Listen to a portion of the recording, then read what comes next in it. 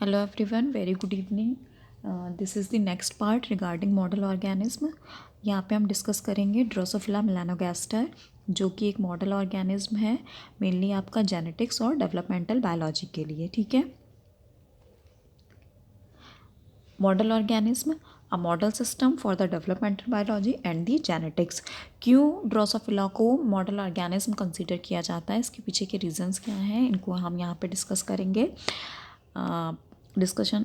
Drosophila को हम बोलचाल की भाषा में क्या कहते हैं, फ्रूट फ्लाई. इसको बोलचाल की भाषा में फ्रूट फ्लाई के नाम से जाना जाता है. ठीक है.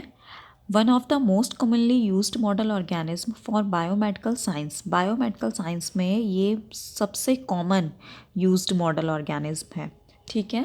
मोस्ट कॉमन मॉडल ऑर्गेनिज्म है जिसे बायोमेडिकल साइंसेज में यूज़ किया जाता है फॉर मोर देन 100 ईयर्स. मतलब आज से नहीं यूज़ कर रहे हैं, बहुत टाइम से इसको यूज़ किया जा रहा है. उसका रीज़न क्या है, क्यों इसे इतना पहले से as a model organism use किया जा रहा है. जो कॉस्ट है इसके लिए लो कॉस्ट, मेंटेनेंस कॉस्ट इसकी क्या है, लो है. देन इसका जनरेशन टाइम क्या है बेटा, जनरेशन टाइम भी इसका बहुत कम है. मतलब ये बहुत जल्दी क्या हो जाता है, डेवलपमेंट की प्रोसीजर को कंप्लीट कर लेता है. बहुत टाइम से यूज़ करने के कारण मतलब इसका एक अच्छा खासा लिटरेचर ऑफ रिव्यू प्रेजेंट है और जेनेटिक टूल्स प्रेजेंट हैं जिससे हम इसको क्या कर सकते हैं, स्टडी कर सकते हैं. इसलिए ये आपका ड्रोसोफिला जो मॉडल ऑर्गेनिज्म है, इसको इनडिस्पेंडेसेबल तरीके से यूज़ किया जा रहा है बेसिक रिसर्च में as a model organism. That means ये क्या है, इरिप्रेसेबल है. ठीक है.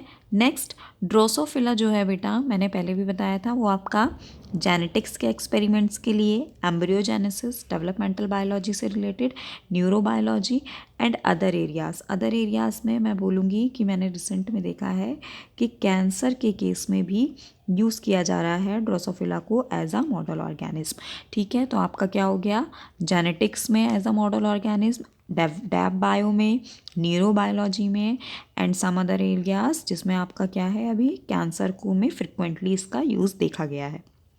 ठीक है. तो हम बात कर लेते हैं कौन से ऐसे मेजर करेक्टरिस्टिक्स हैं जो ड्रोसोफिला को एक आइडियल मॉडल ऑर्गेनिज्म बनाते हैं. तो सबसे पहली बात, इसके लाइफ स्पान को देख लेते हैं कि इसका लाइफ स्पैन कैसा होता है. तो बेटा ड्रोसोफिला का लाइफ स्पैन जो है, या आपकी जो फ्रूट फ्लाई है, इसका लाइफ स्पैन पर्टिकुलरली 21 डेज़ का देखा गया है. ठीक है. फ्रॉम एग टू डेथ, यानी जब ये फीमेल जब एग ले करती है तब से लेके डेथ तक का टाइम जो है इसका, वो कितने दिन का है, केवल 21 डेज़ का है. ठीक है. ड्रोसोफिला मेलानोगास्टर बेटा, ये जो आपका फ्रूट फ्लाई है, ये डिफरेंट डेवलपमेंटल पीरियड शो करता है. इसके पीछे का रीज़न क्या है, टेम्परेचर के बेसिस पे डिपेंडेंसी है इसकी. ठीक है. कि कैसे टेम्परेचर पे इसको एक्सपोज किया जा रहा है, उस बेसिस पे इसका डेवलपमेंटल साइकिल क्या कर जाता है, वेरी कर जाता है. जैसे सबसे शॉर्टेस्ट डेवलपमेंटल साइकिल जो इसका देखा गया है वो 7 डेज़ का देखा गया है रूम टेम्परेचर पे 28 डिग्री सेल्सियस पे. ठीक है. 28 डिग्री सेल्सियस पे सबसे शॉर्टेस्ट इसका डेवलपमेंटल पीरियड देखा गया है जो कि 7 दिनों का है. सेम एज 15 दिन तक इसमें डिफरेंस देखा गया है. मतलब 7 दिन से 15 दिन तक का इसका एक डेवलपमेंटल पीरियड नोटिस किया गया है. 15 दिन वाला जनरली बेटा जब 15 डिग्री सेल्सियस पर हम हैच कराते हैं इसके एग्स को, तो ये देखा जाता है कि इसका डेवलपमेंटल साइकिल जो है वो 15 डेज़ में क्या हो जाता है, कंप्लीट हो जाता है. ठीक. नेक्स्ट, स्मॉल साइज़ होता है इस फ्रूट फ्लाई का. ठीक है. लार्ज ऑफ स्प्रिंग, मतलब जो नंबर ऑफ स्प्रिंग मिलते हैं उनका नंबर क्या होता है, बहुत हाई होता है. अगेन जनरेशन टाइम क्या है, शॉर्ट है. शॉर्ट जीनोम है. इसका जीनोम कैसा है बेटा, जीनोम बहुत छोटा है. ये एक मोस्ट इंपॉर्टेंट पॉइंट है कि जीनोम इसका बहुत छोटा है.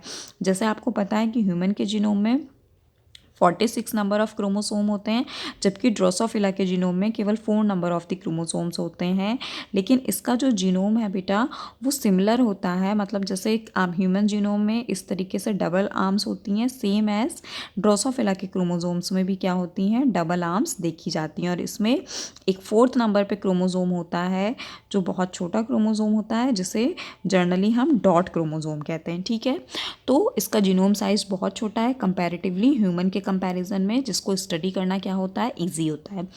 इतना छोटा जीनोम साइज़ होने के बावजूद भी ये 60% होमोलोगस या फिर होमोलॉजी शो करता है ह्यूमन जीनोम सिस्टम से। इसलिए ये एक आइडियल मॉडल ऑर्गेनिज्म है जेनेटिक डिजीज़ को स्टडी करने के लिए। जेनेटिक डिजीज़ को स्टडी करने के लिए कैसा है, एक आइडियल मॉडल ऑर्गेनिज्म है। ठीक है, यहाँ पे लिखा हुआ है ह्यूमन डिजीज़ को स्टडी करने के लिए क्या है, एक आइडियल मॉडल ऑर्गेनिज्म है। याद रखनी है आपको ये बात कि 70% होमोलोगस होता है। ठीक है, ह्यूमन के जीनोम से, और इस वजह से ये एक आइडियल मॉडल ऑर्गेनिज्म बनता है जेनेटिक डिसीज़ को स्टडी करने के लिए। अब हम बात कर लेते हैं कि सबसे पहले ड्रोसोफिला मेलानोगास्टर को एज अ मॉडल ऑर्गेनिज्म किसने यूज़ किया था। तो हमारे साइंटिस्ट थे थॉमस हंट मॉर्गन, जिन्होंने 1909 में फर्स्ट यूज़ किया था। 1909 में जिन्होंने फर्स्ट यूज़ किया था ड्रोसोफिला को as a model organism genetics के एक्सपेरिमेंट को परफॉर्म करने के लिए। लिंकेज के एक्सपेरिमेंट हम पढ़ते हैं टीएच मॉर्गन के, और इन्होंने क्या की थी, जीन मैपिंग टर्म यहाँ से क्या हुआ था, इंट्रोड्यूस हुआ था। ठीक है, एक चीज़ और बेटा, क्योंकि इसका जीनोम साइज़ जो है वो क्या है, बहुत छोटा है, इसलिए मैप करने में ये क्या होता है, आसानी होती है। हम इसको आसानी से क्या कर सकते हैं, मैप कर सकते हैं। ठीक है, नेक्स्ट, अब ड्रोसोफिला एक अच्छा मॉडल ऑर्गेनिज्म क्यों है, इसके पीछे के रीजंस क्या क्या हैं हम देख लेते हैं। तो ड्रोसोफिला एक अच्छा मॉडल ऑर्गेनिज्म है, उसका पीछे का सबसे मेन रीज़न तो ये है कि इसको यूज़ करने में कोई एथिकल इशू जो है वो फेस करना नहीं पड़ता। जो रिसर्चर्स हैं या साइंटिस्ट हैं बेटा, उनको इसे यूज़ करने के लिए कोई एथिकल इशू फेस नहीं करना पड़ता, क्योंकि ये क्या है, ये आपका एक तरीके से फ्लाई है। अगर इन फ्लाइज़ की डेथ हो रही है या इनमें कुछ मैनिपुलेशन किया जा रहा है तो उसका एक बहुत बड़े स्केल पे हमें कोई एडवर्स इफ़ेक्ट देखने को नहीं मिलेगा। इस वजह से, क्योंकि इनका क्या है, इनका ऑफ स्प्रिंग का नंबर बहुत ज़्यादा है, इस वजह से कोई एथिकल इशू हमें नहीं फेस करना पड़ता। ठीक, दूसरी चीज़ शॉर्ट लाइफ स्पैन है। मैंने अभी डिस्कस किया था कि इसका लाइफ स्पैन जो है वो बहुत छोटा होता है, और लार्ज क्वांटिटी में ऑफ स्प्रिंग्स जो हैं प्रोड्यूस होते हैं। दैट मीन्स यहाँ पे हम देख रहे हैं मेल एंड फीमेल हैं, मेल एंड फीमेल में आफ्टर द फर्टिलाइजेशन एम्ब्रियो का फॉर्मेशन हुआ, एम्ब्रियो से फर्स्ट इन स्टार लार्वा आपका दैट मीन्स 24 आवर्स में, फर्टिलाइजेशन होने के 24 आवर्स के बाद ही एम्ब्रियो जो है बेटा एम्बर्ज्ड हो जाता है, एंड देन लार्वर स्टेज, 3 लार्वर स्टेज को फॉलो करते हुए ये 10 डेज़ में आपका अडल्ट में क्या हो जाता है, after the fertilisation adult fly हमें मिल जाती है। तो इसका कंपैरेटिवली बहुत शॉर्ट जनरेशन टाइम है, इस वजह से भी ये क्या है, एक आइडियल मॉडल ऑर्गेनिज्म है। हमें एक चीज़ याद रखनी है। देन क्या है कि ऑफ स्प्रिंग साइज़ बहुत ज़्यादा है, और जेनेटिक्स में आपको पता है कि जेनेटिक्स में ऑफ स्प्रिंग्स का नंबर जितना ज़्यादा होता है उतने अच्छे से ही हम अपने एक्सपेरिमेंट के रिजल्ट को क्या कर सकते हैं, स्टडी कर सकते हैं।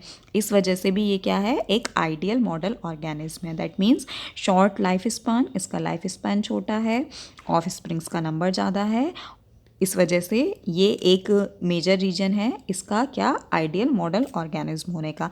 नेक्स्ट हम देखेंगे और कौन कौन से रीजन हैं जो इसे आइडियल मॉडल ऑर्गेनिज्म बनाते हैं। नेक्स्ट है हमारा इसका मिनिमल कल्चरिंग रिक्वायरमेंट, मतलब इसको लैब में कल्चर करने के लिए हमें बहुत ही ज़्यादा कम स्पेस की रिक्वायरमेंट होती है। इस वजह से इसको मेंटेन करना बहुत क्या हो जाता है, आसान हो जाता है। आप देख रहे हैं एक वाइल में 1000 of the fruit fly grow कर रही होंगी अप्रॉक्स, मतलब एक सिंगल वाइल में हम 1000 ऑफ द ऑफ स्प्रिंग्स को ग्रो करा सकते हैं न्यूट्रिशन प्रोवाइड करा के। इसीलिए इसका कल्चर मेंटेनेंस का जो कॉस्ट है वो बहुत ही ज़्यादा कम होता है। नेक्स्ट जेनेटिक मैनिपुलेशन, इसमें जीन मैनिपुलेशन करना बहुत आसान होता है। उसके पीछे का रीज़न क्या है बेटा, क्योंकि इसका जीनोम साइज़ क्या होता है, शॉर्ट होता है। ठीक है, छोटा जीनोम साइज़ होता है इसका, छोटा जीनोम साइज़ होने की वजह से मैपिंग करना, क्रोमोजोम मैपिंग करना ईजी हो जाता है। क्रोमोजोम मैपिंग करके ईजिली क्या किया जा सकता है, स्टडी किया जा सकता है जीन के मैनिपुलेशन को। नेक्स्ट एनाटॉमिकल फीचर, इसके जो एनाटॉमिकल फीचर्स हैं बेटा, मतलब इसका जो विंग है और जो आई कलर है वो क्या है, ये एक करेक्टराइजेशन है, जेनेटिक मार्कर्स हैं ये एक तरीके के। तो जब जेनेटिक मैनिपुलेशन किया जाता है उसके बाद जो हमें नई प्रोजनी मिलती है उसमें इसके विंग और आई कलर को स्टडी करके मतलब कि देखा जा सकता है कि जो आपने जेनेटिक मैनिपुलेशन किया है वो प्रॉपर वे में हुआ है कि नहीं हुआ है। ये आप देख रहे हैं यहाँ पे कि जो आपकी पेरेंट जनरेशन है वो कैसी है, वो ग्रे आई कलर के साथ में। यहाँ पे जीन मैनिपुलेशन किया गया आई कलर में एंड देन हमें प्रोजनी में क्या मिल गया, रेड आई कलर मिल गया। मतलब हम अपनी प्रोजनी में ईजिली आइडेंटिफाई कर सकते हैं कि जो हमने जो जेनेटिक मैनिपुलेशन किया है वो सही तरीके से हुआ है कि नहीं हुआ है, because of the short genome के छोटे होने की वजह से। ये एक मेजर रीज़न है जो इसको आइडियल मॉडल ऑर्गेनिज्म बनाते हैं। ठीक है, अगर बेटा आपको ये वीडियो अच्छा लगा है तो प्लीज़ सब्सक्राइब कर लीजिएगा ताकि आपको ऐसे ही और वीडियोस मिल सकें। मैं यहाँ पे सारे मॉडल ऑर्गेनिज्म डिटेल में आपसे डिस्कस करने वाली हूँ। वीडियो को लाइक कर दीजिए, शेयर कर दीजिए और कमेंट कर दीजिए मुझे कि कोई ऐसा पर्टिकुलर टॉपिक है जो आप पढ़ना चाहते हैं, तो मैं आपके नीड को ध्यान में रख के उसका वीडियो जल्दी से जल्दी बना के अपलोड करने की कोशिश करूँगी। Thank you for the watching.